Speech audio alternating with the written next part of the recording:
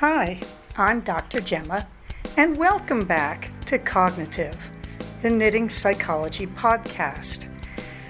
Cheerfully and somewhat irregularly in business since 2008.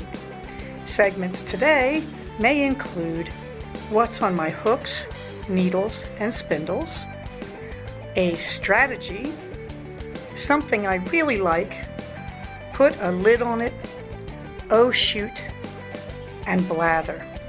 So sit back, put your feet up, pick up your knitting, crocheting, spinning, weaving, or dyeing, or any other yarny thing you're doing, and get ready to enjoy. Well, hello there, and welcome back to episode 171 of the Cognitive Podcast.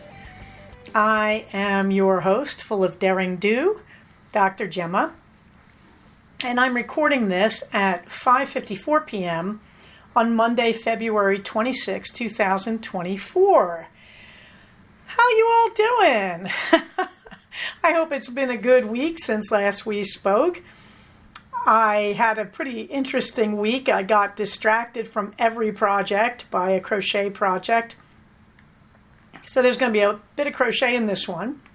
In the warm thanks department, I want to give a shout out to Mei Lin for loving on my old friend's sweater over on Ravelry. Mei Lin's been a long-time listener, and it was really nice to hear from her. I believe she's in Arkansas.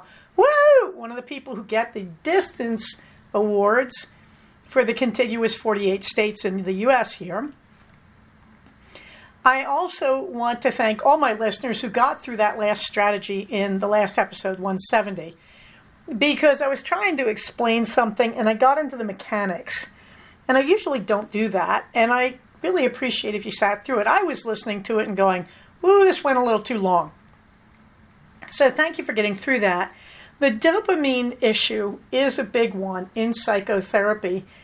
And because I started life as a comparative physiologist, that was my first master's, I'm always a little shocked because you can't get away from that. Once you know that stuff, you can't unknow it.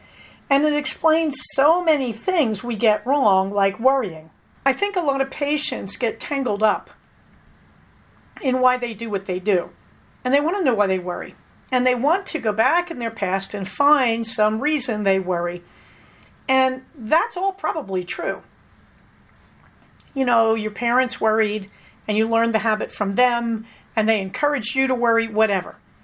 However, you have to avoid getting too deep into the blaming of past people or situations when you realize that what might really have happened is you somehow accidentally learned to cheat on your dopamine and to use non-fruitful or productive or successful or humane to yourself habits to get your dopamine. And so a lot of times, no matter why you are worrying, no matter where you learned this habit, and it is a habit, what's really going on is exactly the same thing that goes on when an alcoholic takes a drink. That is, you're short-circuiting the hard work and getting to the dopamine faster. So at the end of the day, this is why I'm a cognitive behavioral therapist. That you can go and talk about your problems, and you may get some success there. In fact, people often do. But at some level, too, you have to get down to recognizing that I am hurting myself, releasing corticosteroids, by trying to get dopamine inappropriately. And you have to turn yourself around and say, what's a good way I can get dopamine that won't hurt my body by releasing corticosteroids? That's the bare mechanics of managing your problems. And there's more to it. There's organic stuff, psychosis, the pathways that are relating to bipolar. It's not always that simple, but that's a big part of it. So thank you for hanging in and listening to that, because I explain that a lot, and I realized when I was listening to myself, I just flipped over into explaining that like I do with my patients. In the meantime, if you would like to comment on any of this, please feel welcome. You can comment on the blog at Cognitive, with the K in it, cognitivepodcast.blogspot.com, or you can comment on our group on Ravelry. Meanwhile, the Cognitive Fiber Retreat number 10, if you're here just to hear about that, there is a link in the top of the show notes, really close to the top. Cognitive Fiber Retreat 10 is in red, And you can see the link right there under the word here. It'll take you over to the information thread on Ravelry. Well, what's on my hooks and needles, you may be wondering? Well, I didn't finish anything, and the stash toss is 11 in versus 26 out, because I fell for the hexagon sweater fad, which is a large thing in the crochet world right now. And you can look at the pictures in the show notes and you're going to get a better idea of what I'm saying. We make a hexagon, a big hexagon. You fold that hexagon in half. That is, you fold corner number 3, starting your numbering anywhere, to meet corner number 6. And what you get, you can see a picture of me modeling it. It's the second picture. You get this thing that is shaped very much like the side of a human with an arm sticking out. So you make 2 of those, and now you've got a sweater. You've got a cardi, or a sweater, depending on what you want to do with it. So in the pictures there, you will see I've got one of the finished hexagons in my lap in the first picture. And it's very wavy and irregular, because it's hard to get a hex to lie flat, let me tell you, when you crochet one. And that's why most of us are making granny squares. They don't call them granny hexagons for a reason. Okay. But you make this hexagon, and the pattern is all over the place for free. However, I used an actual finished pattern from the Make and Do crew, which is called the Campfire Cardigan.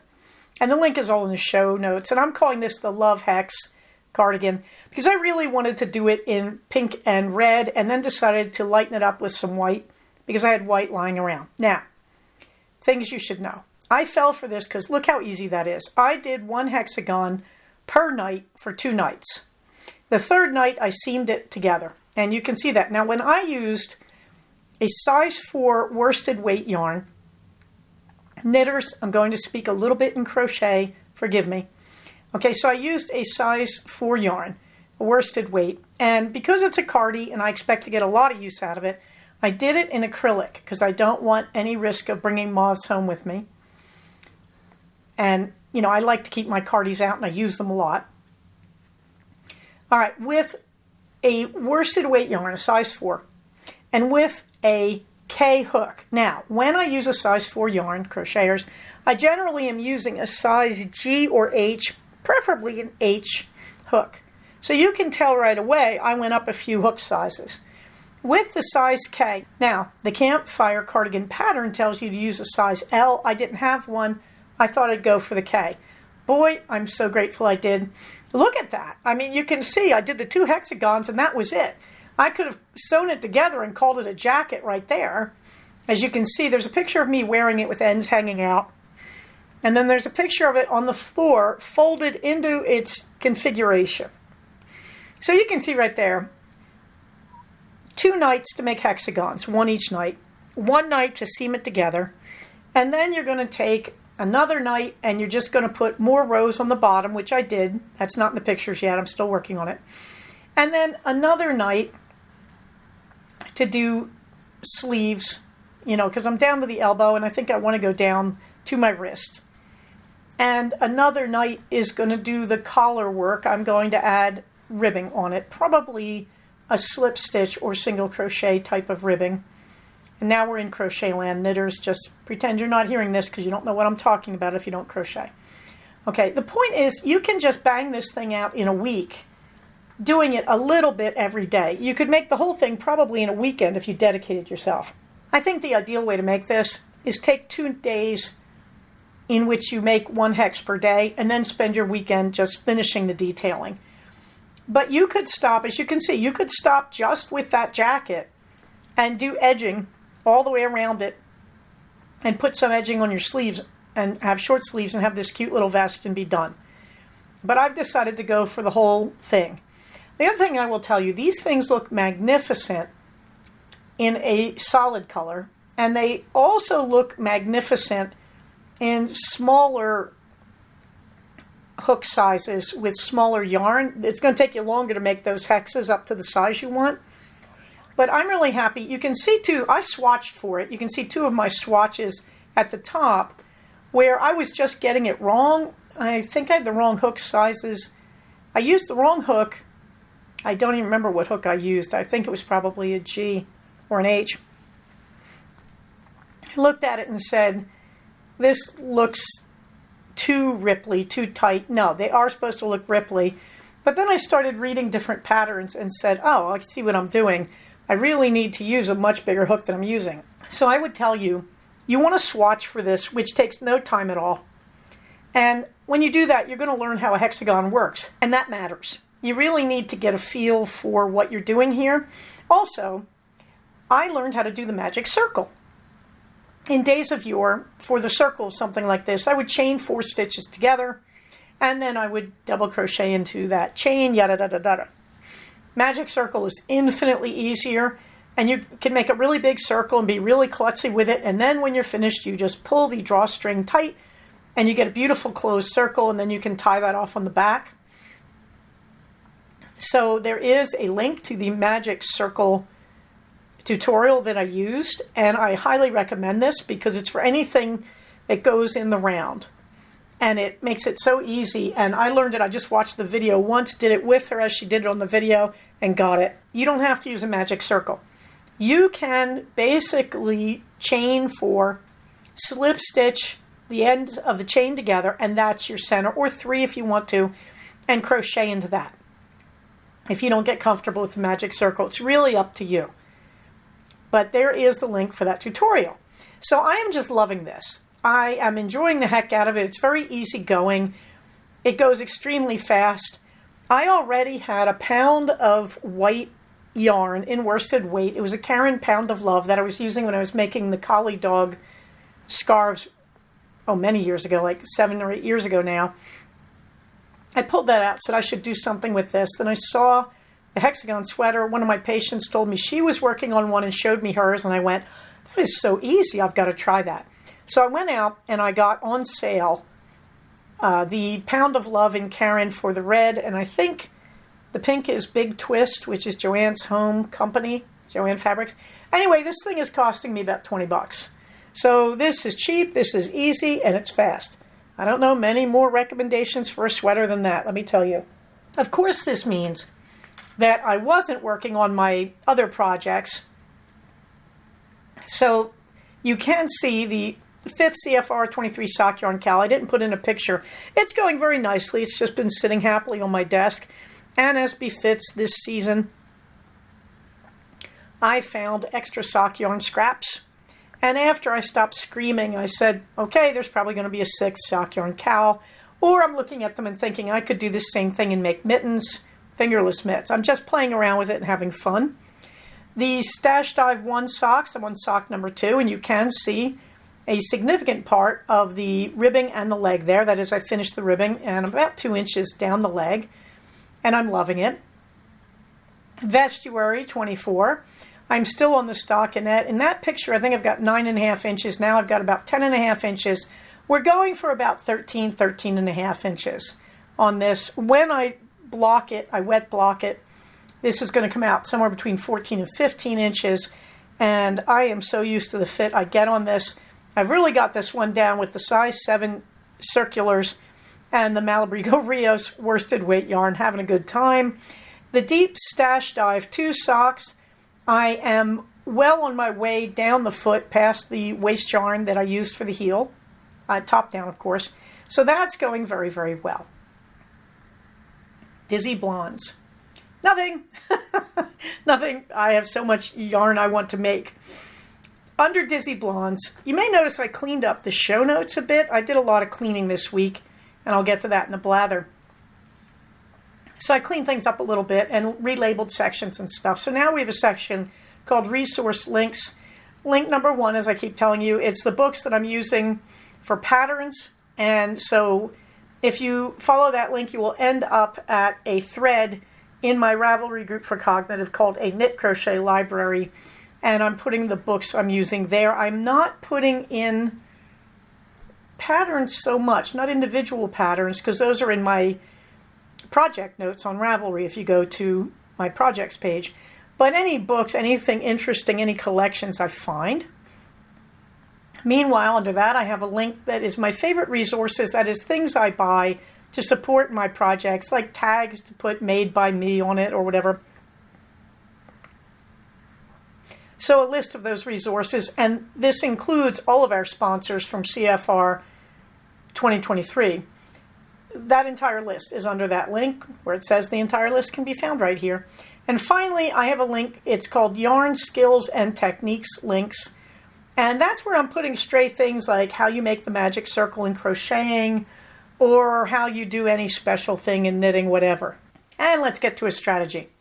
So we're talking about overthinking. And one way to manage overthinking is to stop yourself and identify what am I thinking about in the broadest terms. And then to look at that and to break it down into, here are the parts of this I can't control. Here are the parts of it I can control. Okay, so let's say I wake up and I'm feeling a little irpy in my stomach, and it's the middle of the night. And I'm thinking, oh no, here we go. I've got acid reflux. This is really terrible. Oh, you know what happens if I don't manage this? I could get esophageal cancer, blah, blah, blah, blah, blah. Now, you may notice I'm in the big stuff that I can't control here. What is the actual problem I'm thinking about right now? I am burping acid. I know this is rather graphic, but it's the first thing that came to mind. Anyway, and so what do? You go get an antacid. In my case, you go take a swig of apple cider vinegar, or you go eat a Tums or whatever. But you don't go into the big stuff. If I'm actually going to have serious problems with this, I can't predict the future. I can't know that. But what I can do right now is what I want to focus on. Right now, I'm afraid to lie down, so I'm afraid I'm going to get more acid reflux, and I'm a little bit irpy. Go take a Tums, for heaven's sake, or go drink your apple cider vinegar. But that's the simplest version I can think of for overthinking. But this gets bigger, like you're lying in bed and you're thinking about, oh, what am I going to do at work? I have this big problem. I have to talk to this person. They're not going to react well. Okay. So the problem is you're lying in bed in the middle of the night. Can you control any of this? Not really. Not really, but you still have this problem. Remember the dopamine thing I taught you last week? That's what you're doing. You're getting easy, free dopamine. However, you're also making yourself sick by releasing the toxins into your body. So you don't want to keep going, but you go, well, what can I do? It's the middle of the night. Yes, exactly. And you may remember the worry workbook in a moment like this. This is a moment for the worry workbook. But the important thing is you're lying in bed and you think, what can I control? Well, I have to talk to this person, and I don't want to talk to them. What am I going to talk about? You can lie in bed and rehearse it. You can lie in bed, think, here's exactly what I need to talk about. Maybe you take notes. I don't care. But that's one thing you can control. I don't know when I'm going to talk to them, but I know here is what I need to say to them. You can also say, actually, I don't know when I'm going to talk to them. You can pull out your calendar and put in several times you think may work. You can say to yourself, if I talk to them and I get this right, what's the worst that's going to happen? We're using worst case scenario. What's the best that could happen? And you can jot notes on that. What will I do if they react this way? What will I do if they react this other way? So this is kind of the mini version of the worry workbook. That is, you're lying there and you may not be taking very precise notes or making a big plan, but you can lie there and you can focus on what you can control here. And the rest you have to leave to chance. The rest you say, well, I've done the best I can, and now I can go to sleep. And so this is how you defeat that middle of the night overthinking. This is one way. That you start looking at the problem and saying, well, nobody can control this in the middle of the night. So what can I do in the middle of the night? I might be able to take notes on what I have to say to them. I might rehearse it, whatever. The idea is no matter how big or small your problem, you wake up kind of irpy from acid reflux, you can fix that in 2 minutes and be asleep. Or, you wake up and you're thinking about a big problem at work, or maybe you never even got to sleep. Exactly. Focus on what you can do. Now, there's a hidden agenda here, which is when you focus on what you can do, you feel empowered. You feel better. and it reduces the emphasis you put on what you cannot do. So if you're working your problem out this way, in essence, you are subconsciously kind of hypnotizing yourself or brainwashing yourself a little to recognize that you have more power than you thought. You're not lying there helpless. There's another aspect too, and that is you learn about yourself. When you do this kind of overthinking, you can watch yourself for your own pattern. And so you get to a place where you're lying in bed and you're worrying about something, but now, because of the mindfulness of overthinking that you've got, because you've been working on this, you say, this is just me overthinking again. And this is meta thinking, thinking about thinking. I tend to do this. And I tend to do this with all my problems. And it's okay. In other words, you're not going to beat yourself up that you have this habit. Instead, you're just going to mindfully sort of flow with it, going, this is me overthinking again. Let's see what I can control. And your more unhappy angel is going to say, you can't control anything. That's why we're doing this. But the reality is, you can slow yourself down and you can use meta thinking here and realize this is a bad habit I have. And usually I can fix this if I only let myself. So, the first phase here is refocus on the aspects of your problem or your painful memory, whatever. Refocus on whatever you can control. And then over time, what happens is you begin to recognize your own pattern of doing this painful behavior of overthinking. So you're in the middle of a painful memory or a painful thought or worrying about something, and you suddenly realize, hey, this is me overthinking. And you immediately turn to, even though I feel like I can't fix this, I'm going to try to focus on what I can control. By doing this, you gradually retrain yourself that you can control your painful thinking. Important truth. This takes practice. This isn't something you get right away. So you have to keep throwing yourself against this and working with it and practicing. But I promise you, you can manage this. I promise you that you can recognize your own habit and take charge. The more you work on this, the more empowered you're going to feel. The more empowered you feel, the more you're going to recognize your own overthinking habit, and the more you're going to learn to take control of it. Oh, shoot. I am still cycling along at 20 minutes a day. I think this is like my second to last day as I record this of doing that. Then I'm moving to 25 minutes. And I realize I'm taking it very, very easy. I'm not biking very hard at all. So I'm thinking if I can get myself to 30 minutes a day, I may then start focusing on putting a little more effort into it. But I must say, just gradually biking my way from 15 minutes a day up to 30 minutes a day over about a 4-month period, really rewarding. The other thing I want you to know is I'm using a Fit Desk, which I'm going to talk about under something I really like. I'm not on a typical bike, and I'm not on a typical exercise bike, so I'm going to come back to talking about that. I don't think I lose points on that, but I want to tell you I am still doing that. So hopefully next time you hear me, I'll be doing 25 minutes a day.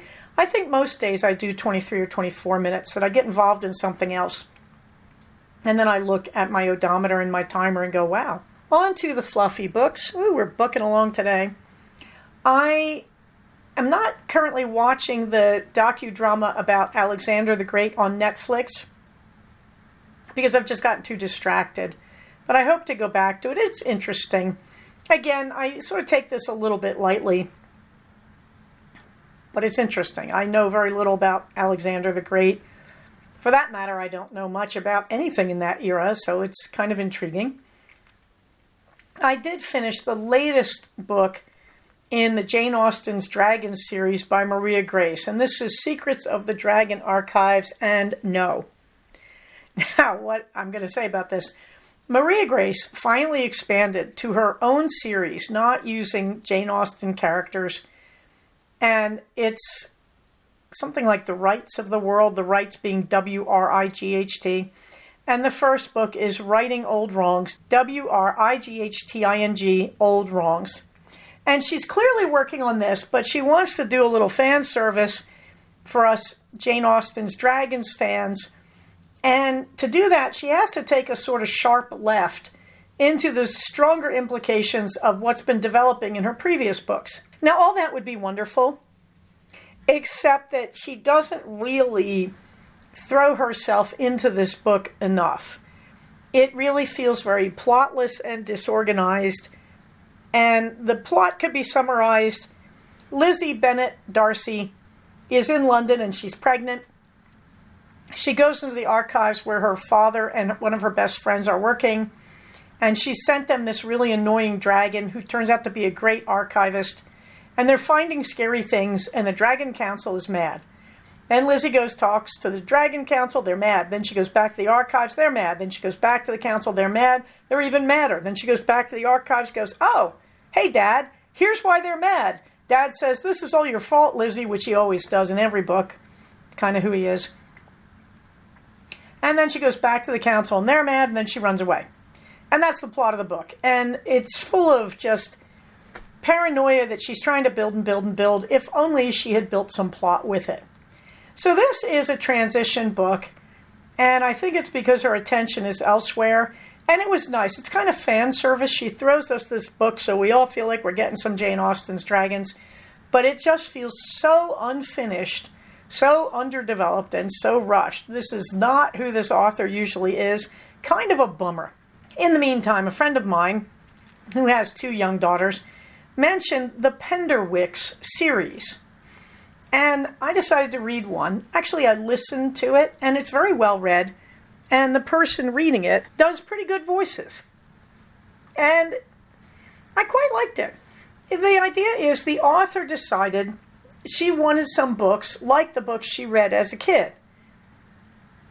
I can't imagine which books she's thinking of, but even so. And so she writes this book, and it feels partly like 1950s until she mentions one of the kids is on a computer, and yet the phone in the house keeps ringing.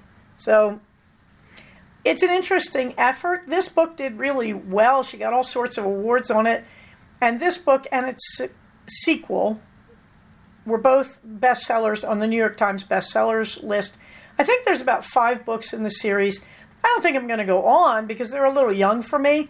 But I have to say I enjoyed the Penderwicks. I thought it was a really good effort. And it's got no agenda except to be nice. I like the fact the rather offensive woman in the series stays offensive, but we find out she's got a good side, but you're never going to like her. I like that. In a sense, I think that's very real from a child's point of view, that children's books tend to go overboard on redeeming all the bad people, or the problematic people in this case. And I kind of like the fact the Penderwicks doesn't do that, and it wraps things up in a really nice way. Some of the situations in it could be very painful or embarrassing for the characters, and I like this author because she avoids that. She just makes things resolve without all this shaming or humiliation or embarrassment. And I like the Penderwicks as a family. I like the way it works. And I'm not going to ruin it. You have to read it from there. But it's charming, and it's probably for kids like somewhere between 8 and 10 years old, which gets me to something I really like, and that's my Fit Desk. You will have seen it before. I did this a while back as something I really like, a few years back, I think. And this is essentially, I am biking my way back from a long, long time off from exercising. And the difference that is making is just amazing. That my mood, everything is better. And it's so simple. But there you can see the desk. What you can't see is you can buy additional wings for the desk. The wings cost like 1/3 of the price of the desk itself, but they're very worth having. You get a very wide desk there. So someone was saying, but can you put 2 computer screens? I haven't tried that. When I work at my desk, usually I'm seeing a patient on just one tablet screen. What you can't see there, you can see flipped up there is the odometer timer. It is not on the Fit Desk. It is not hooked into Bluetooth in any way. What you see there, you have to record yourself in any app you're using to track your progress. However, I am using the Heroes Journal, and I am using the PDF versions, which are a lot cheaper than buying the paper version, and it's not going to go into a landfill. And you can erase them if you want to when you're done, or you can just keep copying them and making new ones. But I'm using the Heroes Journal's tracking sheet, and I'm using the Heroes Journal Quest book in PDF form to track myself. And I'm having a great time. And when I finish here, I'm going to go throw myself at the bike again. There are all sorts of things from FitDesk that you can use to help yourself exercise when you work. They have adjustable standing desks. They have a bike that looks like the FitDesk without the desk that you can roll up under your own standing desk and use it that way. So that's how you get your two monitors. You use that arrangement. They also have an elliptical and a bicycle that go under your desk. That is just the pedaling part. So you should go over and have a look at FitDesk. They have some really good solutions. The FitDesk itself with the wings is probably about $240, and I think of it as a sensational bargain. I'm extremely, extremely happy with it, and I highly recommend it. And I also recommend the Heroes Journal, as you know. Put a lid on it. Well, we are finishing the Plum Deluxe Advent Calendar. There is day 25, and it is called Twinkle Twinkle Herbal. It's got rooibos tea in it, apple pieces, cacao bits, and chamomile and maple essence. Again, I'm not a fan of maple in my tea. I'm not a fan of cacao nibs in my tea. This one, nonetheless, I quite enjoyed this. It's not one I would go out of my way to purchase, but it was a very, very pleasant experience, and it's good. I didn't think the fragrance or anything was that remarkable. I really felt like, again, this is one of those teas, they're not quite sure what flavor they're going for, but I liked it. This isn't my kind of thing. I realized from this whole experience of the Advent Calendar that, number one, I want to do this again. And I want to do it in herbal. I really, really enjoyed the herbal experiments. Some of them outrageously much. I've ended up a fan of Welsh Dream, the candy cane cookie, I think it's called, herbal. You remember those two where I said they had no flavor when I had COVID? No, they've got great flavor, and I've become a real fan of both. And I became a big fan of the cherry berry plum. Otherwise, a lot of these teas I'd already sampled in my various experiments, and they were great. Now, was there anything in here I couldn't drink? I believe there was one that had the alfalfa grass, and I think one had lavender. And so I couldn't drink those. But really, out of 25 days of tea, that was 23 really enjoyable days. The price was very good on this. I don't remember what it was. You got 2 bags for each day. I just really enjoyed this. Overall, I highly recommend the Plum Deluxe Advent Calendars, assuming that they keep it at about this price point. They offer it in black tea and they offer it in herbal. I'm deeply grateful I went for the herbal, which is nice. When I bought the herbal and it arrived, I thought, what was I thinking? Why didn't I get the black tea? No. Really, really happy with the herbal. In fact, it's really renovated my tea drinking and taken a lot of the caffeine out of my tea habit, which I'm very, very pleased about. So I cannot recommend enough the Plum Deluxe Advent Calendar Herbal version. I'm sure the black tea version would be a similar thing if you want black tea. I just liked the heck out of this. This was genuinely a fun experience. And even when there were 2 days I couldn't drink, who cares? Let's get on to the blather. Well, okay, there's a lot going on this week. I think the first thing is the spring cleaning. I decided it was time to just back up everything. And this is very strange because it started when I looked at all my tubs of fiber and yarn and said, I can empty a tub. So I emptied the pink tub, which looks to me like it's about 10 gallons. Okay, very nice sealed pink tub. I took the yarn that was in it, put in another tub, said I'll get to you later.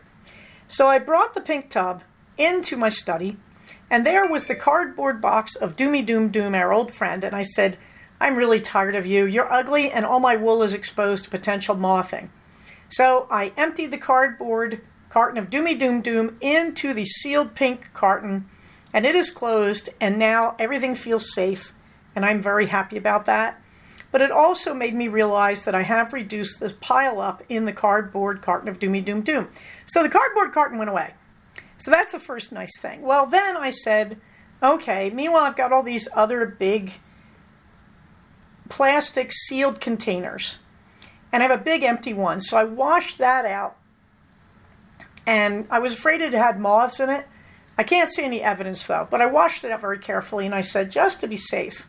So I realized I am making all those 2.5-inch strips from my leftover fabrics. You remember that? I was cutting them into strips. And so I've been doing that. And I got back to that, of course, and I got all the fabric off my desk. What a huge relief. I've now got a working desk again. And I'm not finished all of it. It's out in the living room piled up, but I'm going in and doing about 15 minutes a day, and it's making a huge difference. So I said, I've been putting that in a clear, sealed plastic container on wheels that I love. And I thought, I'd really rather have my sweaters in that so I can see them to choose. So I decided, okay, all of the fabric strips are going in the big red plastic container that I just cleaned. And that empties this container and I can put more sweaters in it, which is great. You know, I'm using up my yarn, emptying out these yarn containers, and I'm going to be putting sweaters in them. So I'm moving all this stuff around, and I just became aware of all the garbage in my study as I did this. So meanwhile, I had ordered a second 4 terabyte drive. And there's a whole story about that I'm not going to go into, but I'm waiting for its replacement to arrive in 2 days. And I went in and I emptied my Dropbox files because I'm not using Dropbox. So I went in and I emptied those and realized this is all junk. And meanwhile, I located a lot of old files on Libsyn. And then I located a lot of old files that I'd backed up on a very clunky, broken backup drive. Anyway, so I began to download all this to a 4 terabyte WD passport drive, it's called. It's very inexpensive. I put this in something I really liked last week. I started downloading to that, and I found old episodes of the original Cognitive podcast and older episodes of this version that I'm doing now. And so I backed up as much as I could. I think from the original series, I have about roughly episode 160 to the last episode, which is like 224. So I got back about 60 episodes. Those previous episodes, I don't know where they are. I don't seem to have them backed up anywhere. I'm sort of sad about that. I thought they would be safe forever on iTunes. No, I don't think so. I don't think iTunes has saved them. And Libsyn certainly let them go. I think my Libsyn goes back to like episode 161 of the original series. No blame there. I can't blame them for holding on to those things. I mean, I started in 2008, so there's a lot of very old episodes there. But it was really remarkable to find these old episodes, and I found my file folders with the original theme music, all the original materials. That made me so happy. So I've been going through and I've been backing up everything and relocating everything. So in essence, I cleaned off OneDrive, I cleaned off Libsyn. I mean, the stuff is still there, but I downloaded all the copies that I wanted. I cleaned out Dropbox. I killed one of my 4T drives. That's a long story.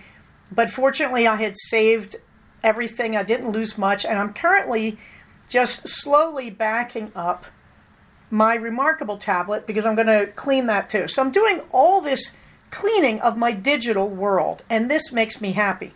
This made my husband say, why don't you shred your old charts? Now, back in the day when I had my own private practice and I was doing mostly workers' comp, when I was working with the Mallard and Company, in my own office, I kept mostly digital charts, but some things had to come in on paper, like the lawyer stuff for the workers' comp cases I was evaluating as a qualified medical evaluator.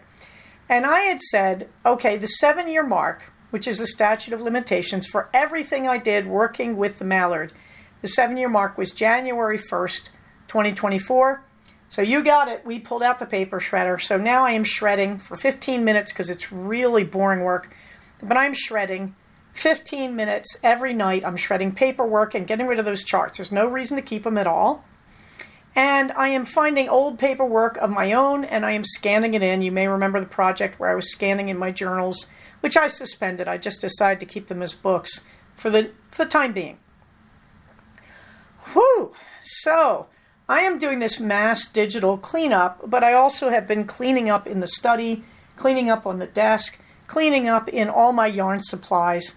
This feels great. This feels great.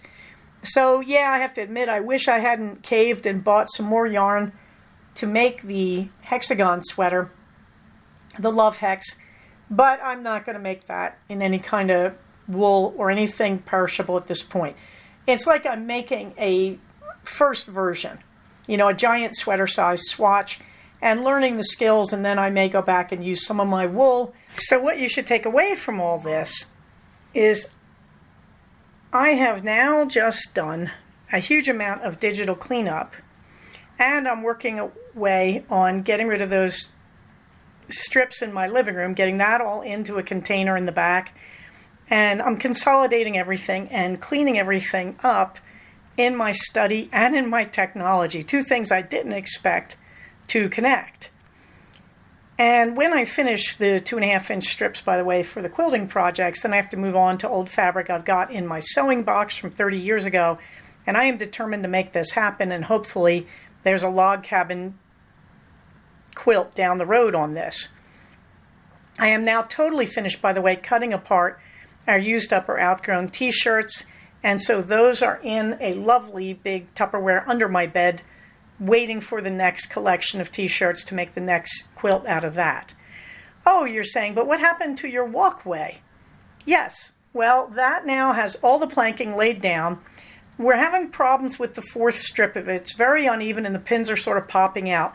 And I think that's going to solve itself just by whacking in some more pins. And then we have to get on to the remaining solar lights and try lighting up our front entry a lot better.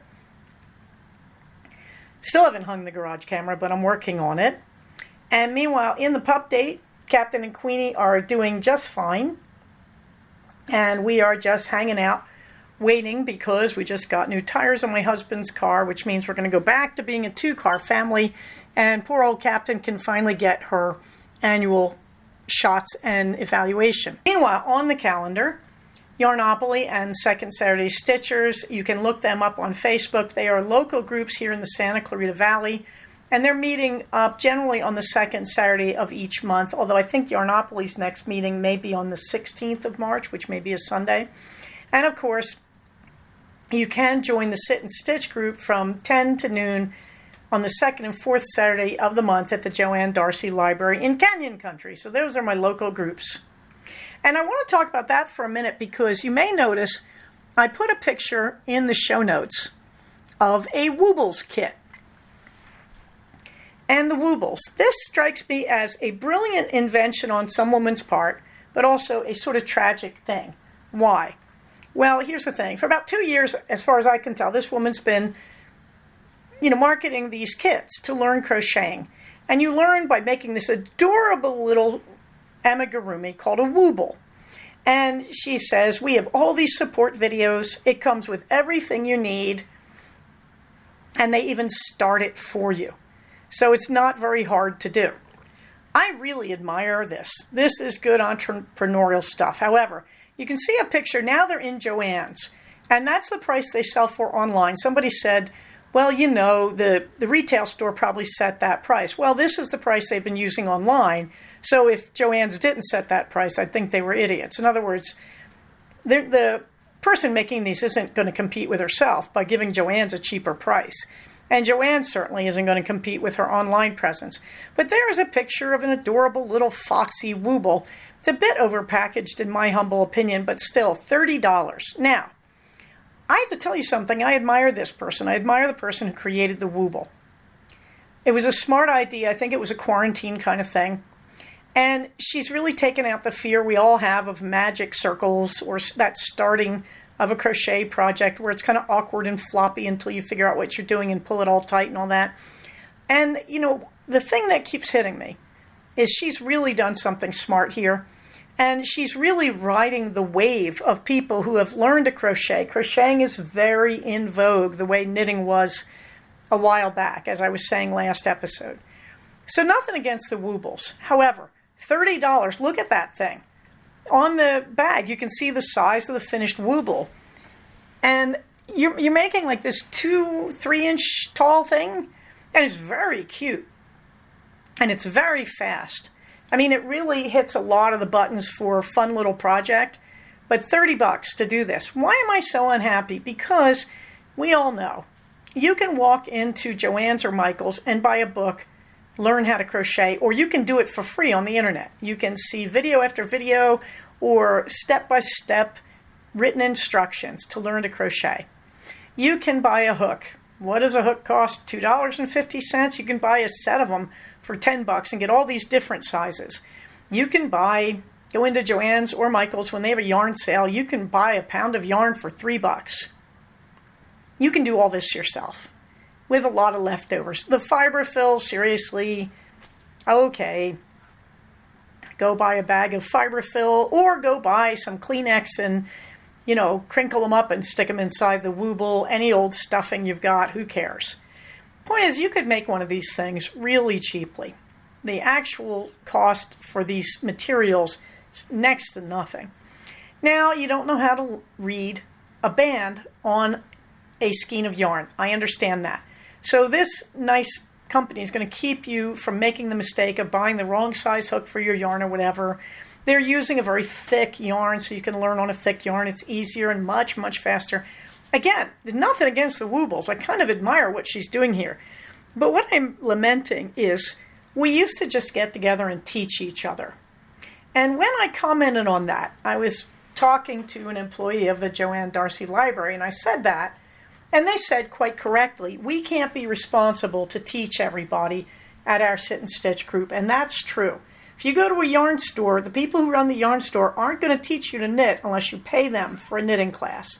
But let's be honest, we used to all go to our knitting group and help each other. It was a knitting group when I started. Now, the groups I'm in are mostly crochet. But we used to all help each other. And we used to teach new people. And I feel just sort of sad that you've got to pay $30 to get a handful of materials, one hook, and videos online. I think you could get the same effect by talking to people who know what they're doing, who would help you find your stuff that you would purchase at Michael's or Joann's. And you could do this using an online video and a pattern that you got for free on Ravelry. So, I have the Woobles in the pictures there. And I just want to say, there's nothing wrong with it. I put that in my Instagram and I got a few unhappy comments back. But there is nothing wrong with Woobles. What is sad for me is how did we get to a place where we don't meet as a community and help each other? That we have people all alone in their little houses or apartments or other silos, whatever you want to call it, and they're having to teach themselves with these overpriced kits to make these little teeny tiny things like, wow, guys, I hope we can get back to a world where we actually teach each other things and we get the, pardon the expression, fellowship, since we're women, not guys, but we get the community of being together as a group and learning from each other and helping each other and the friendships that we form. Having said that, CFR 10 will be at the Courtyard by Marriott in Valencia on September 28th, 2024. There is a link under the word information. And finally on the calendar, Romule, I'm hoping December 21st through January 1st, 24 and 25. Minerva gets the last word. And the last word is, I am the void, and the void needs scritches. There's a picture of Minerva. That really is a picture of her being the void, as all black cats can be when they wish to be. And you can see her lemon eyes are a bit paled out in that picture. She's got very strongly lemon-colored eyes. But there she is being the void. Well, the void has needed a lot of scratching this week. The void has been very cuddly and affectionate. I am not really sure what's bringing that on, but I am really enjoying it. So never forget, no matter how scary or weird they are, black cats, they are not bad luck, but they are the void, and the void does need scritches. Like all of us, Minerva just sometimes needs more love and attention than at other times. On that happy note, I hope we're all getting through cold and flu season very well. Hope we're all okay out there. Remember, when you take care of everybody else, when you get your shots and all that stuff, when you take care of your community and protect others, you are protecting yourself. We need the community. And on that happy note, everybody stay safe, take care of each other, and I will talk to you soon. Bye-bye. So we have come to the end of another episode of Cognitive. Please do not use this podcast to diagnose yourself. If you think you are having a mental health problem, please contact a licensed mental health professional. Show notes for these episodes can be found at cognitivepodcast, all one word, .blogspot.com. Episodes can be found at iTunes under the name Cognitive Podcast, but also can be found posted next to the show notes on the Blogspot page. Thank you so much for listening. Everybody, stay safe, take care of each other, and I'll talk to you soon. Bye-bye.